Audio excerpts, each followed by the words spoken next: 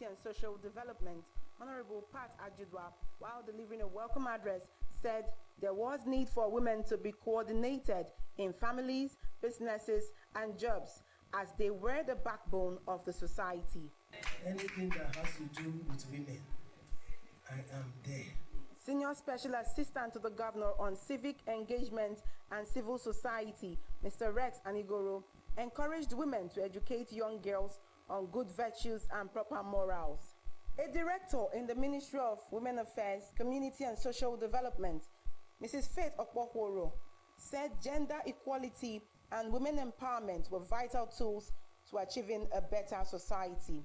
The chairperson, Forum of Female Permanent Secretaries, and the Permanent Secretary in the Ministry of Environment, Dr. Mini Oseji, exposed the women to the dangers of poor stress, mental and social health management, encouraging women to properly plan their daily activities and ensure regular medical checks. What are these routine examinations? We have things like chest x-rays, stool tests, we call it microscopy urinalysis, blood tests like PCV, WBC, neutrophils, lymphocytes, that's the total and differentials, blood film, and cervical screening, clinical breast examination, self-breast examination, mammogram, prostate, that's for the men, surface antigen, electrocardiography, serum cholesterol, blood glucose. The coordinator, Reproductive Health in the Ministry of Health, Dr. Waimi Ann Francis, threw light on sexual and reproductive rights of women and the need for protection to reduce mortality rates of pregnant women. In their goodwill messages, the coordinators of the UNJW from various groups, including the Forum for Women Educationists FAWE, outlined activities by their groups to achieving gender equality and women empowerment and preventing gender-based violence, female genital mutilation, and other forms of violence against women and girls.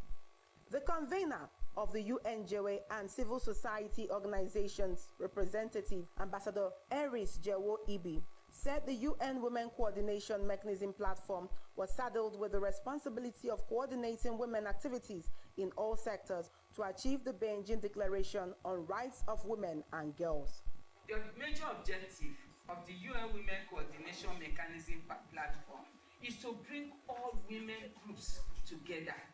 The event featured displays of wares produced by the Working Fingers International Initiative, as well as the cutting of the UN International Women's Day cake. Esther Oputa reporting. Governor Sharif Oborewari has commended Delta State pilgrims to Holy Land for their peaceful conduct. Governor Oborewari gave the commendations at the presentation of Jerusalem pilgrim certificates and badges to the 272 Delta State pilgrims to the Holy Land of Jordan and Israel.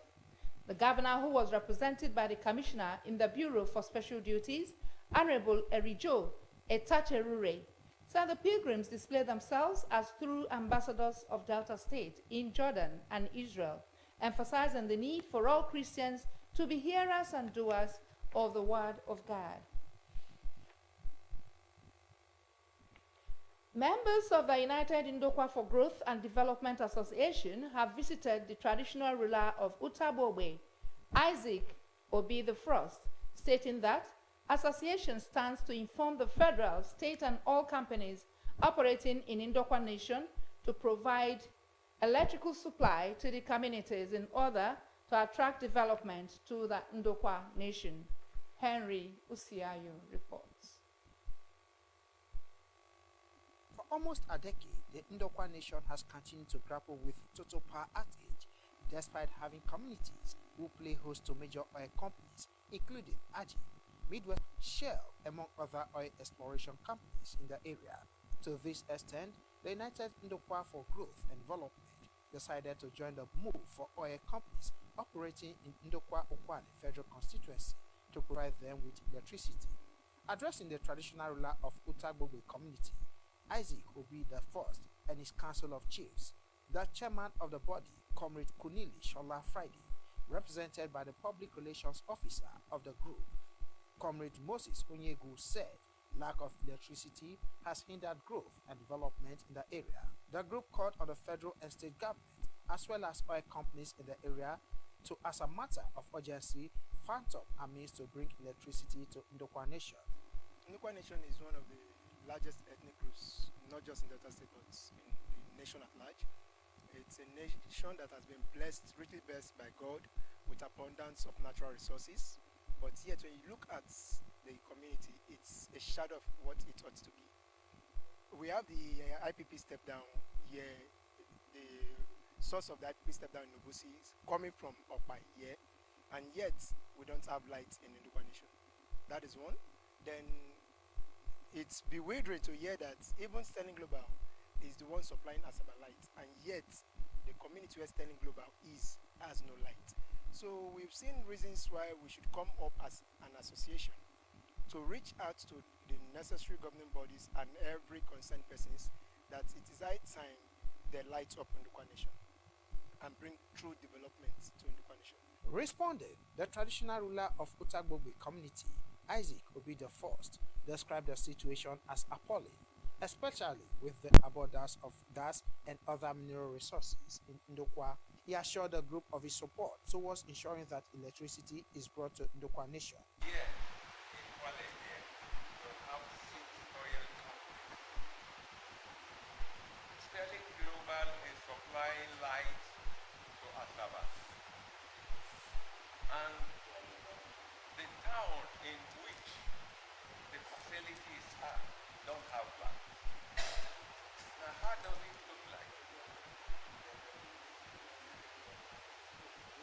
So my appeal is that we should come close to some of our politicians in order to assist us.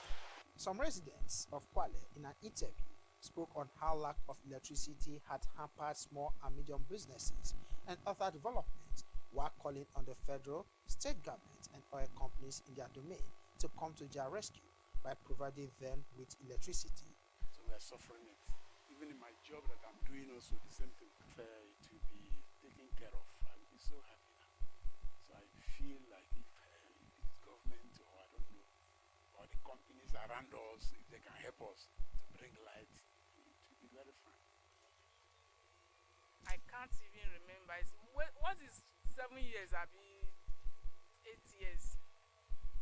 We remain in darkness. So, you people should help us. Thank you. So, if them go give us the light, even from this minute, we are happy. The group called on all Ndokwa sons and daughters as well as other groups in Ndokwa Nation to join them in the move to ensure the electrification of Ndokwa Nation. Henry Siayu reporting. And on that note, we'll conclude news update for 2. I am Princess Modi. Good afternoon.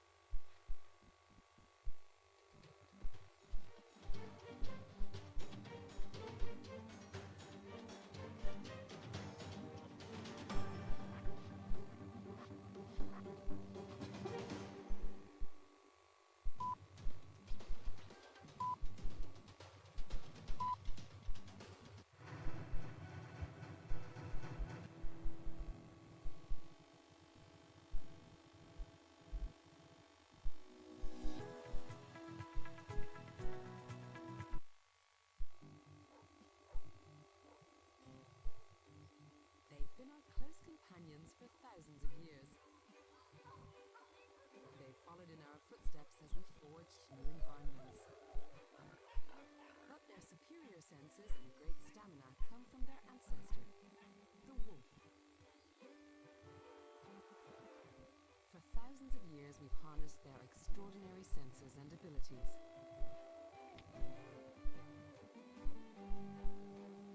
But how did we get from the wolf, a wild predator, to the tame companion that shares our homes?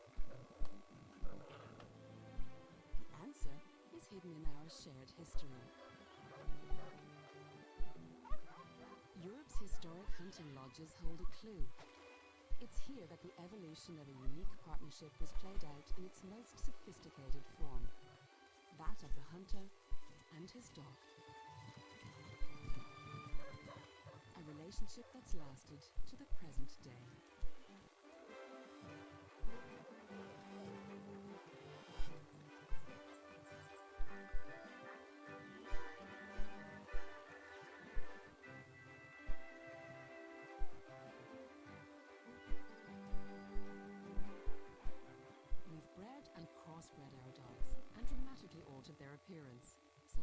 any wolf still left in the modern dog?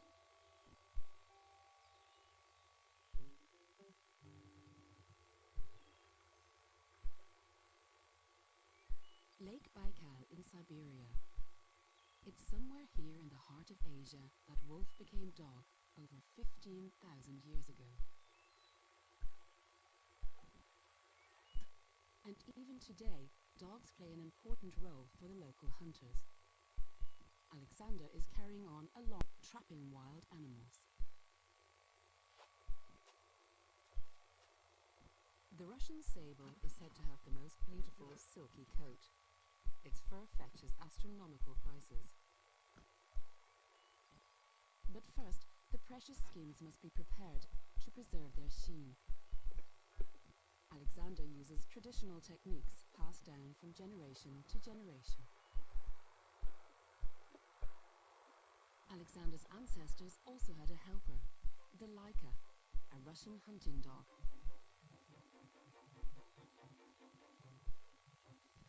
The Laika were first used as sled dogs, but soon proved to have other valuable skills. Their sensitive noses pick up the faintest scent of the sable.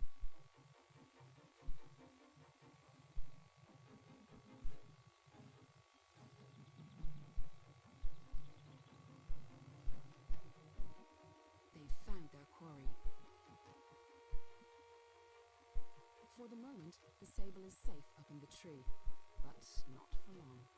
The Laika are trained not to take their eyes off the animal until the hunter arrives. Fyodor no longer hunts. He now works as a park ranger, protecting the surrounding forests.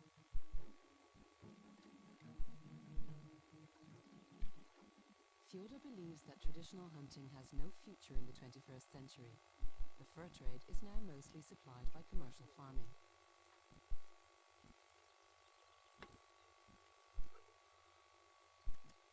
Alexander may be one of the last in a line of wild sable hunters. Does this mean the end of an ancient alliance between hunter and Laika?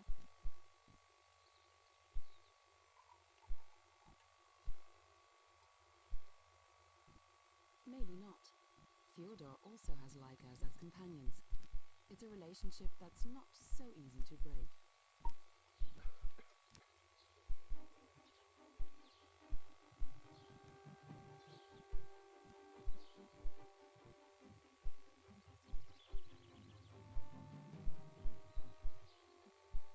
Some of the forests around Lake Baikal are still virtually untouched by man. This is an idyllic wilderness, rich in wildlife.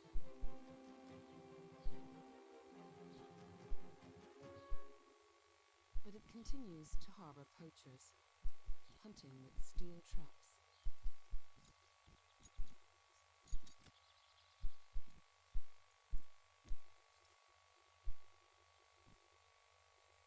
The Laika run the risk of serious injury and have to learn to recognize the danger.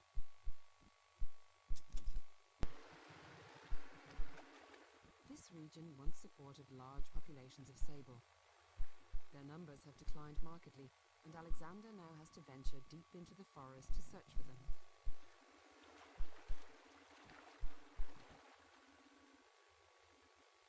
It's the end of the road.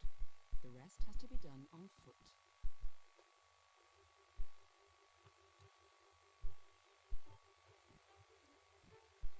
The old hunter may be gone for weeks, but he has company.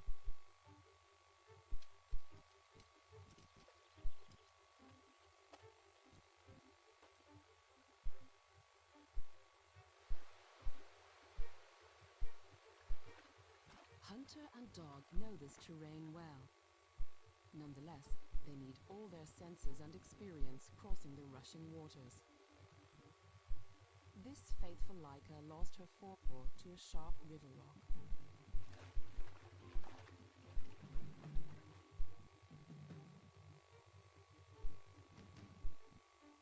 She's not as fast as she used to be, but she's kept her acute sense of smell. With little hesitation, she leads the hunter to the sable's regular haunt.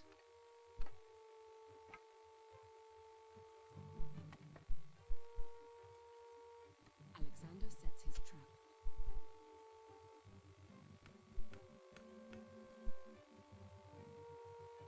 history, hunters have used dogs' super-sensitive noses to sniff out prey. It's no different in Siberia today.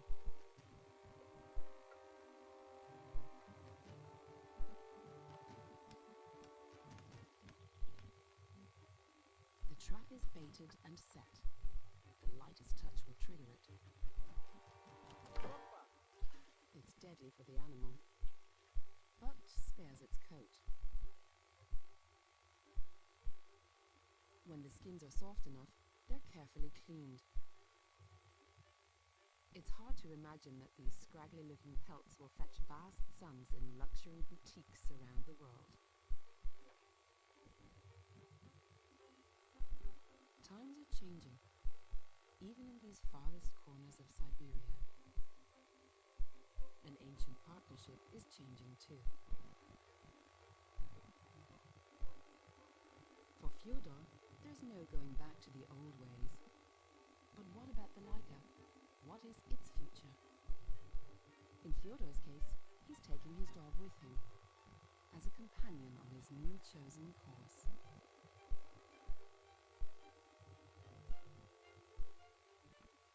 Alexander is one of the last of his kind. Sable was much prized by the Russian nobility, and at one time 25,000 animals were killed each year.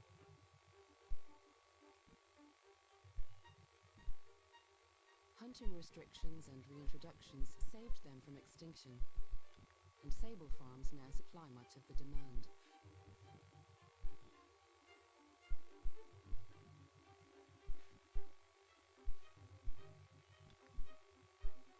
If the hunter disappears from Lake Baikal, so could his lifelong companion, the Laika. It's been like this throughout history. The job disappears, so does a particular breed of dog.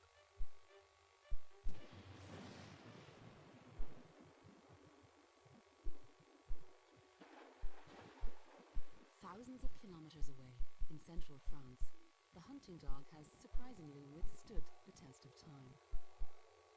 It's become an accessory of the aristocracy and of the wealthy. In the Middle Ages, hunting became a favorite pastime of European nobility, and nowhere was hunting with hounds as popular as in France. The French tricolor hound was bred to hunt in packs. Living and working in groups of 50 or more, there's no room for disagreements. Their handler trains them ceaselessly, so they obey only him.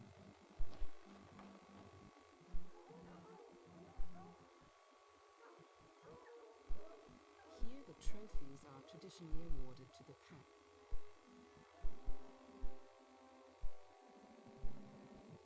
With hunting a sport for royalty, it's not surprising the quarry is similarly regal.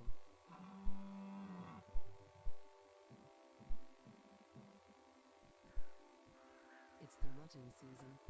The stags are pumped up with testosterone.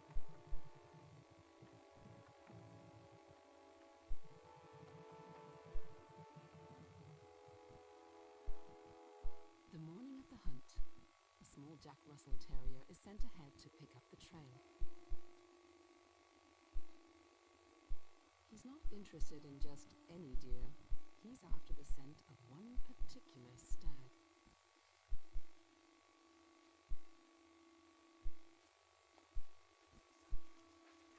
Once he's found the trail he was looking for, the hunt can begin.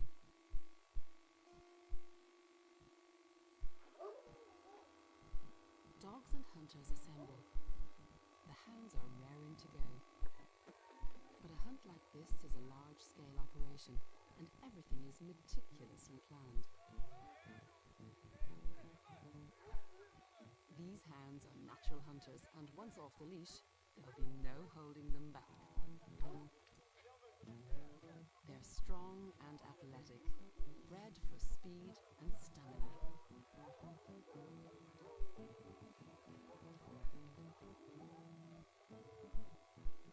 The dogs have picked up the scent, and they're off. Dart and knows his domain well. But the hounds are close behind and won't lose the trail.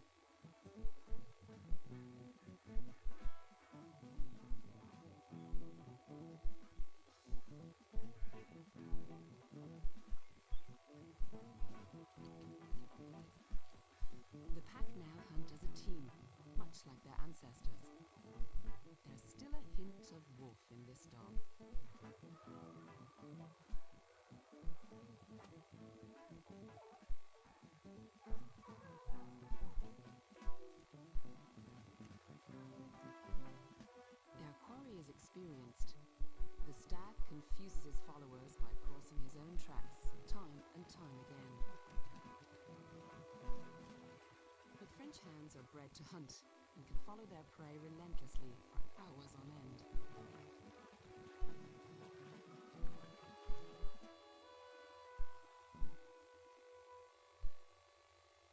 After 3 hours, the hunt is finally called off. The stag has won the day.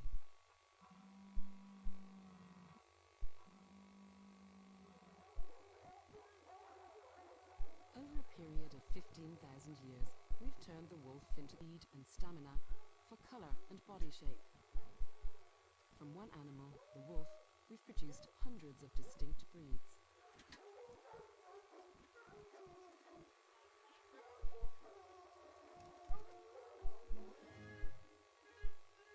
Throughout Western Europe, nobles protected vast stretches of land just for hunting.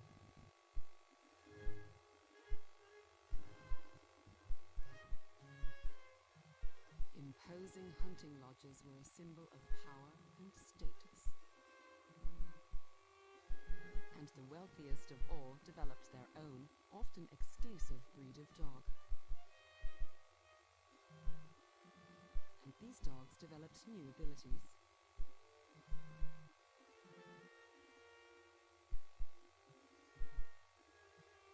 Depending on the breed, the dogs would either surround the quarry or attack it, for some with fatal consequences.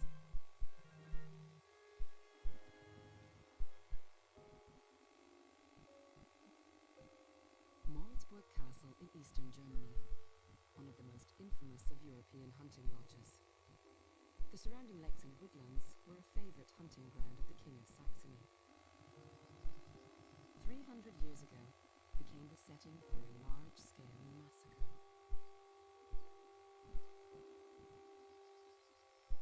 The entrance to the castle provides the first clues as to the victims of the slaughter.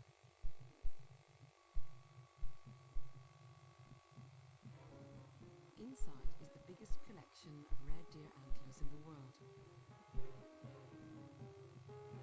Hunting in water was especially popular here. Huntsmen and dogs drove the quarry into lakes and shot them from boats. The bigger the spectacle, the more successful the entertainment.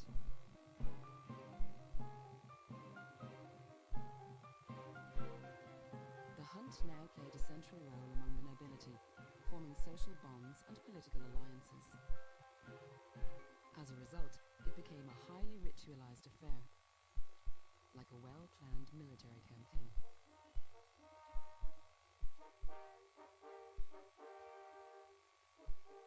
Every day the sound of bugles echoed through the forest, an overture to the cruelest of concerts.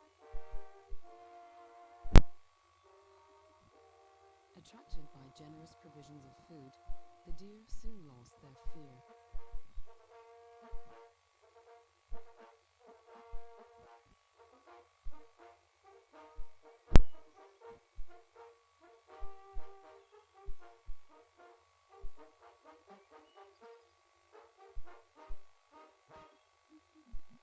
The trap was set. Surrounded by hundreds of beaters and their dogs, there was no escape. It was cut off by lines of flapping cloth the deer were afraid to pass. Then the noose was pulled tight. The hunting dogs were unleashed. Their mission, to drive the deer straight into the path of the waiting guns. This was no longer hunting as a noble pastime, but a blood sport entirely for entertainment. And as hunting evolved, the dog's role changed too. He was now part of the entertainment.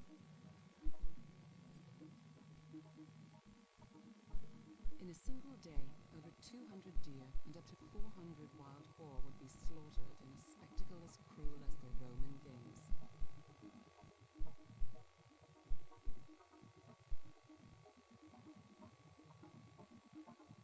And among the casualties were also many dogs.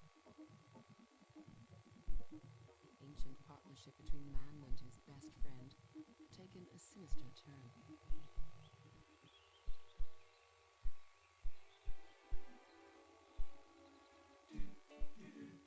Throughout history, the evolution of hunting and of hunting dogs went hand in hand. Hunters selected dogs with sensitive noses and 3 very different behaviors: pointing, flushing, and retrieving. As they bred and crossbred the dogs, they dramatically altered their appearance, creating an eclectic mix.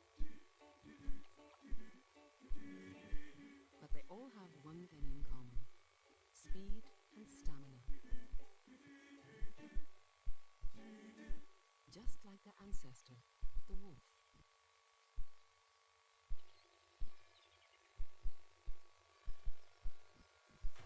Since the dawn of time, wolves were our rivals, hunting for much the same food. They impressed us with their complex societies. Their agility and endurance was superior to ours. But 130,000 years ago, some wolves were attracted to human encampments and the easy pickings of food around them.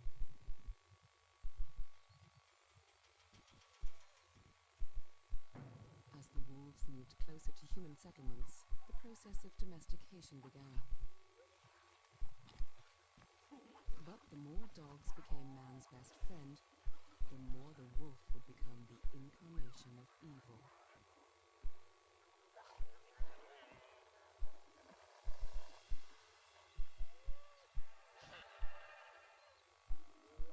As our human population reached deeper into the wolves' terrain, the animal we'd once welcomed into our homes now filled us with fear.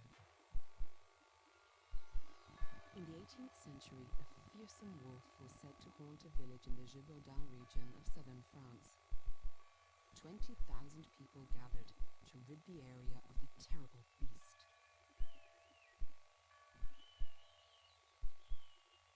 It was believed to have killed scores of people, mostly women and children.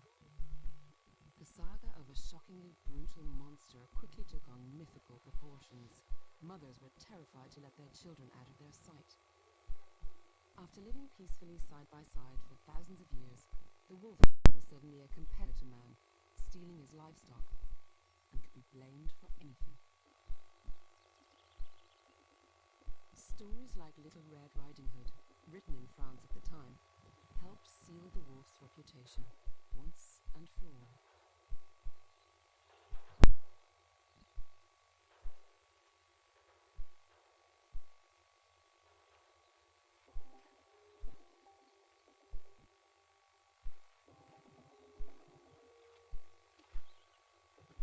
The villagers succeeded in hunting down a wolf.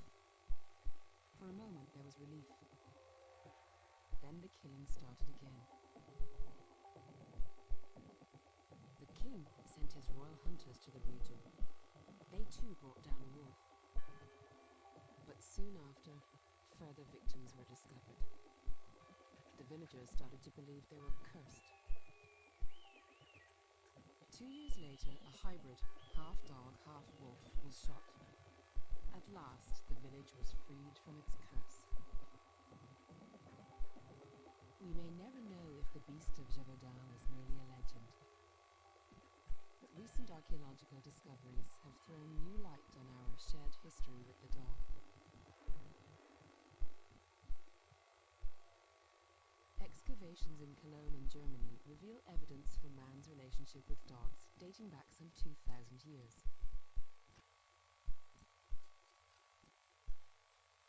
It seems man and dog lived side by side throughout the city's history. But what role did the animal play in our lives? A closer look at the remains reveals a darker secret.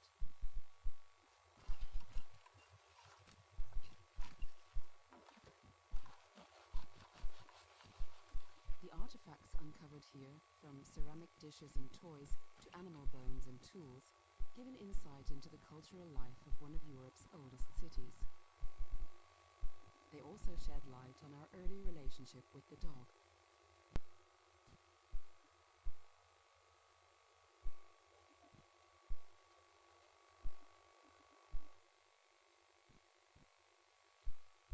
Many of that the skulls and bones of Roman dogs show signs of injury and physical violence, probably caused by kicking and throwing stones.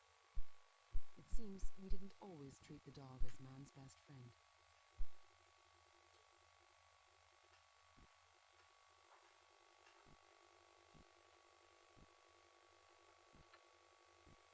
Broken or scarred ribs suggest a similar story. And in the Middle Ages, it was no better.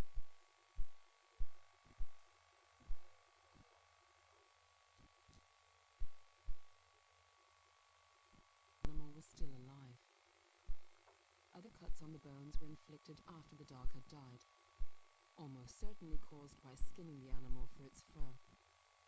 Clothes and blankets made out of dog skin were popular in the Middle Ages.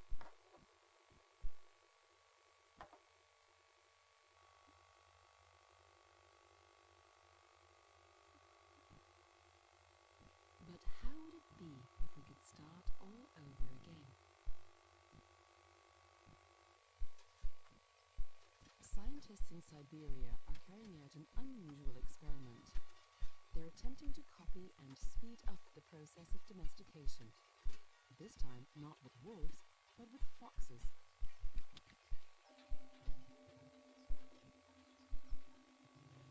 The aim of the experiment is to turn wariness and aggression into friendliness and affection.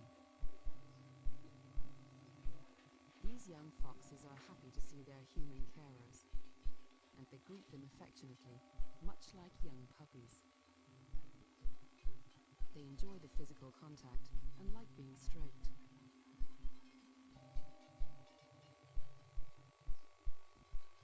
Domestication involves breeding and selection. Only the tamest animals are allowed to mate, generation after generation. In time, the foxes change genetically, and the same genes that determine behavior may also be linked to physical traits. So domestication can result in new body designs like floppy ears, short legs, or rounder snouts. The scientists have found that the skulls of the domesticated foxes have become shorter and broader, just as in the dog.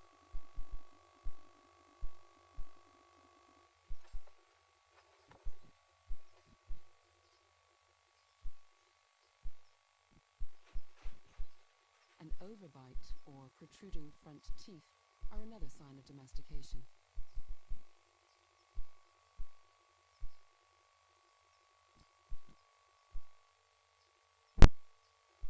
Blood samples are taken to measure adrenaline levels.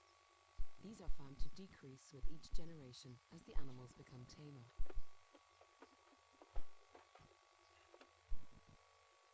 The researchers are also looking for the genes that determine aggression and tameness in an animal. Since the genome of the dog was decoded in 2005, we've discovered that just a handful of genes determine all the variations we see today. Will this be true for domesticated foxes one day?